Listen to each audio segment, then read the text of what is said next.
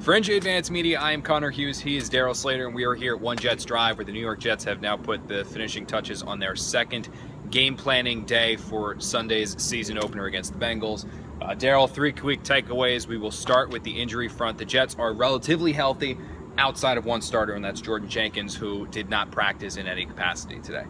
Yeah, did a few things Monday, didn't practice at all today. He's nursing that calf injury. Thursday's practice, a big one for him if he's going to be playing on Sunday. And if he doesn't, probably Mike Catapano would be the guy. It looks like David Harris, the middle linebacker, will be available with a bruised shoulder, but very much uncertain with Jenkins at this point. Yeah, exactly. Jenkins is way up in the air. Thursday is going to be the big deciding day. If he can't go Thursday, it's like a 95% chance he is not going to play on Sunday. But outside of that, the Jets are pretty healthy. I mean, yeah. Marshall's in there.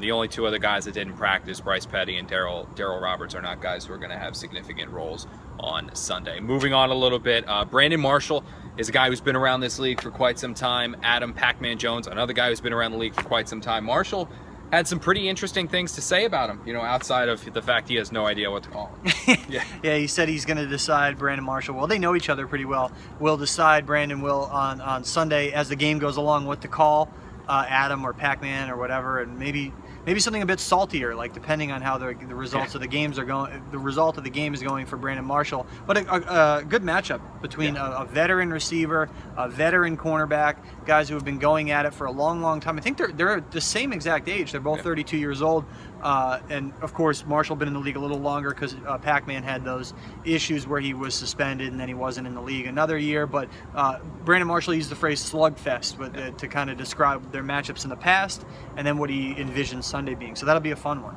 Who knows? Marshall's had a few slugfests here in camp already, so maybe it'll transition to the regular season. Maybe. We will see.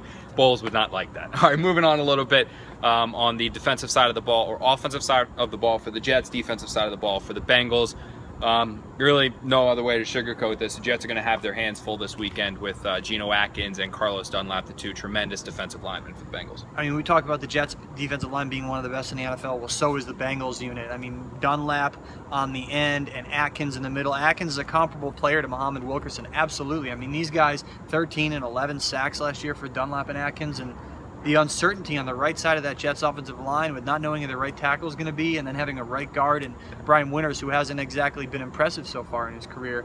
Jets ought to be concerned. Yeah, absolutely. I mean, if they can't protect Ryan Fitzpatrick, this entire game can go from a game they probably can win to it's going to get ugly. So it's going to hang on the balance, without a doubt, of the way that this offensive line stacks up against the Bengals defensive line, which again is awfully good with Dunlap and Atkins. All right, well, he is Darryl Slater. I am Connor Hughes. We will see you on Thursday when the Jets put the final touches on their really last big game planning day.